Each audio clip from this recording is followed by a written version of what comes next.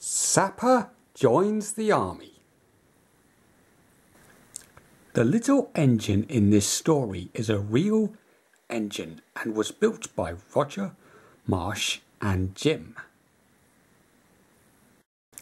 Sapper was the first of the big engines at the Moors Valley Railway. It was built similar to an engine used by the army, and that is why it has this name. For many years, Sapper was the biggest and strongest engine on the Moors Valley Railway. Jim, who owned the railway, could always rely on him to pull the longest and heaviest trains during the busy summer months.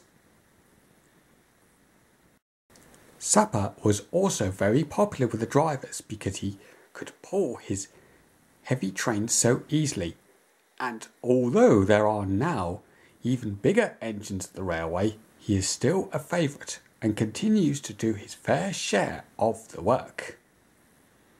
Sapper is a rather special engine. Firstly, he is a tender engine and carries his coal and water in a special truck behind the driver. This means he can work all day without needing to fill up again like the smaller tank engines.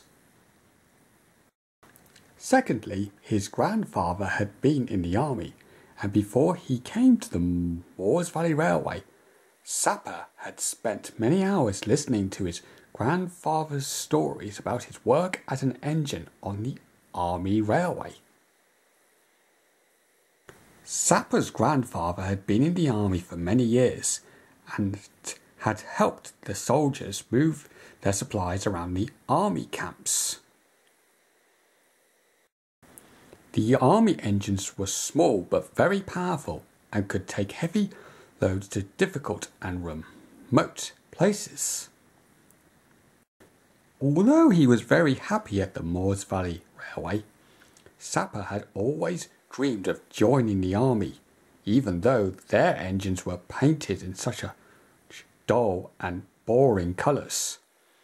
He much preferred his own bright green paints. It was early springtime at the railway, and Sapper was still enjoying his winter rest. In winter and spring, the trains are not very long, and the smaller engines can cope. However, on this day, Sapper was in steam. The chief engineer, whose job it is to keep the engines running safely and smoothly, was preparing Sapper for his boiler test. Every year, all the steam engines receive a visit from an inspector who checks that their boilers are safe. While this was happening, a group of soldiers from the nearby army camp were on an exercise at the other end of the park. There are not many visitors to the park during the week at this time of the year, so the soldiers are able to use it for themselves. The officer in charge was Major Max, and he asked his driver to take him to the top of the park to see if it might be a better place for their exercise. Major Max was in a hurry and told his driver to go as quickly as he could. As they sped along the road alongside the railway, a moor hen and her chicks suddenly appeared from the side of the road and ran across in front of the Land Rover. The driver swerved and managed to avoid them, but it caused him to drive into a marshy area next to the railway where his vehicle's wheels sank into the mud. The driver could not move the Land Rover. The more he tried, the deeper the wheels sank into the soft, sticky mud. They were well and truly stuck. "Now look what you've done!" shouted Major Max. "I have to be away from here soon for an important meeting. What are we to do?" "We could ask at the warden's office for some help," suggested the driver. "I think they've got a tractor which could pull us out." Major Max hurried to the visitor centre. He knocked on the warden's office door, where Jim and Mary were having a meeting with the head warden. "I'm very sorry to interrupt you, but our Land Rover is stuck in the mud. Can you help?" asked Major Max. "I wish I could," replied the warden, "but we only have one tractor and it's broken down." Then Jim interrupted.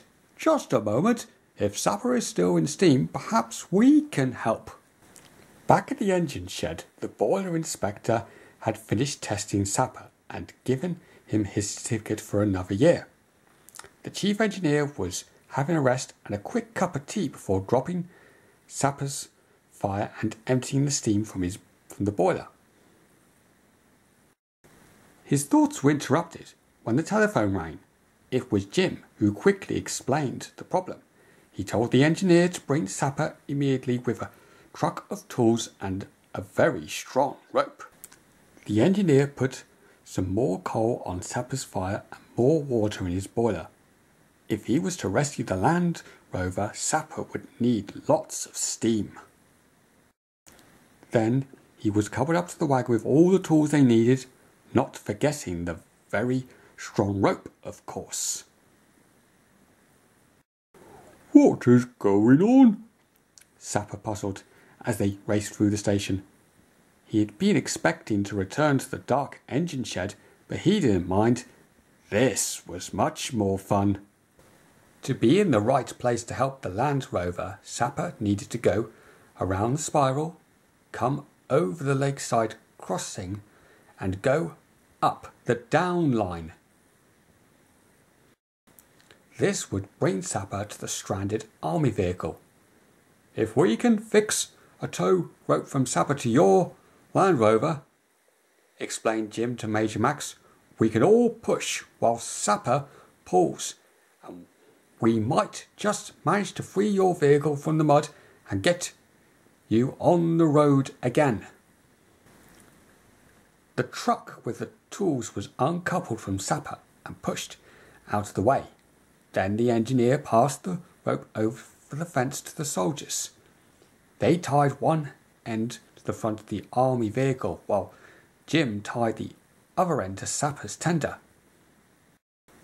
"Now, Mary, put some more coal on the fire," said Jim. "If we're going to move this Land Rover, we're going to need all the steam that Sapper can make." Jim and the chief engineer now joined the soldiers at the rear of the Land Rover, while Mary got into Sapper's cab. When Jim saw steam escaping from Sapper's safety valves, he knew Sapper had full power. "Get ready," Jim called to Mary, "but don't open the regulator too quickly or the wheels will slip." Mary opened the regulator very gently and Sapper crept forward, gradually taking up the slack rope. Once the rope was taut, Mary opened the regulator a little more. However, at his first attempt, Sapper was unsure what to expect. Then his wheels started to spin and he sent clouds of smoke and steam into the air. "Now this is harder than I expected," he thought. "After all, my grandfather would expect me to do better than this." With this thought, he concentrated as hard as he could. Slowly, with the help of the others pushing, he pulled the Land Rover out of the mud and back onto firm ground. "Thank you very much," exclaimed Major Max when they all arrived back at the station. "Do you know, at first I doubted your little engine. He's a tough little fellow, and he's proved me wrong." Jim then explained about Sapper's army background. "Oh, now I understand," said the Major, and he turned towards Sapper, who was simmering proudly in the platform. "Sapper, you have all the qualities of a good soldier. I would like you to make you our regimental mascot." Jim and Major Max had become good friends, and the Major had agreed to name Jim's new engine at a special ceremony a year later. The new engine was to be called Pioneer, which is another army name like Sapper. On the day of the ceremony, Sapper and Pioneer were waiting in the station at Kingsmere. Sapper wondered if he would have a chance to see his army friends again. He hoped they hadn't forgotten him. Then he saw Major Max and his soldiers marching on to the platform.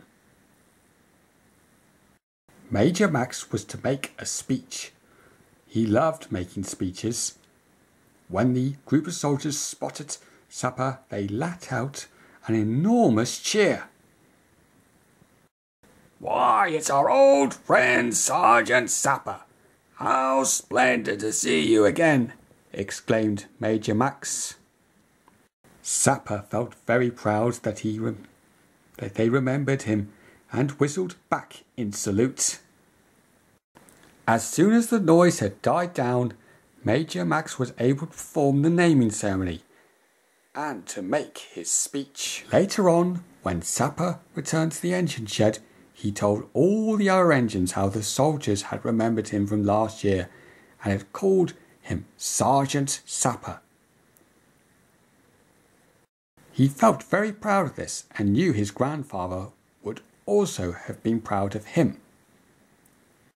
The other engines asked him if they could also call him Sergeant Sapper. He was delighted because it would always remind him of that very special day last year when Sapper joined the army. The ends.